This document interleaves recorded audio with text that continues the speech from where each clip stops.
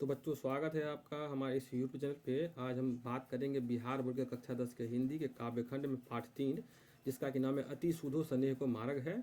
इसके कवि हैं घनानंद।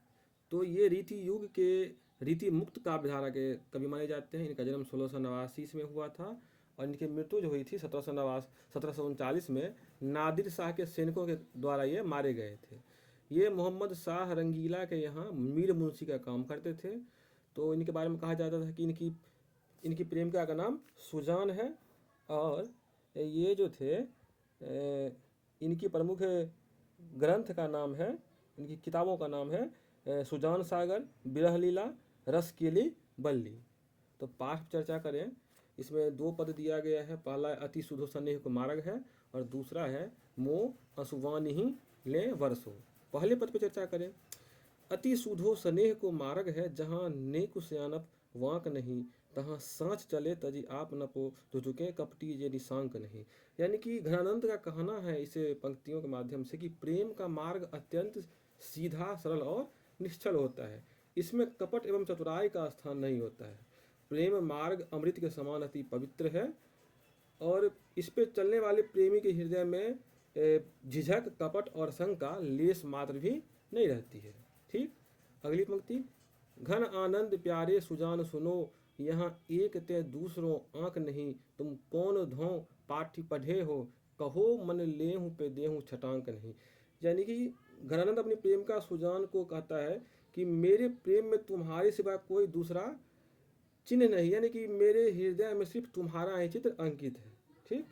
लेकिन तुमने कौन सी विद्या पढ़ी है कि आसानी से मन का हरण कर लेते हो, पर दर्शन करने में देने में भी कोताही बरतते हो। तो कहीं ना कहीं कवि का यहाँ पे कहने का भाव ये हो रहा है कि प्रेम में समर्पण का भाव होना चाहिए, यहाँ पे लेन देन का भाव नहीं होना चाहिए।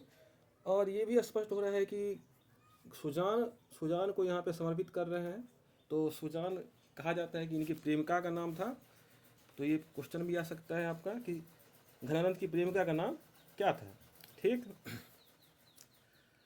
तो इन्होंने प्रेम के मार्ग को क्या बताया है, सरल और सीधा बताया है। ये भी ध्यान रखिएगा कि प्रेम का मार्ग जो है अत्यंत सीधा और सरल है, इसमें कपट और चतुराई का स्थान नहीं होता है। ठीक। अगली पंक्तियां हैं। अगला पद आपका है मोह असुवान ही ले वर्षो। ठीक। पर काजही देह को धारी फिरो, परजन्य जतारथ हुए दर्शो, निधि नीर सुधा की समान करो, सभी विधि सज्जनता सरसो। तो ये जो दूसरा सवैया है, इसमें मेघ के माध्यम से घनानंद अपनी विरह वेदना की अभिव्यक्ति करते हैं। कवि कहते हैं कि हे मेघ, तुमने दूसरों के लिए ही देह धारण किया है, अपना यथार्थ स्वरूप दिखलाओ, यानी अपनी वर्षा से मुझे तृप्त करो और अपनी सज्जनता का परिचय देते हुए अपने अमृत रूपी जल से मुझे परितृप्त करो, मुझे रस सिक्त करो। अगला है घन आनंद जीवन दायक हो, कछु मेरियो पीर हिये परसो, कबहू बा विशासी सुजान की आंगन मोह असुवानी ही ले बरसो।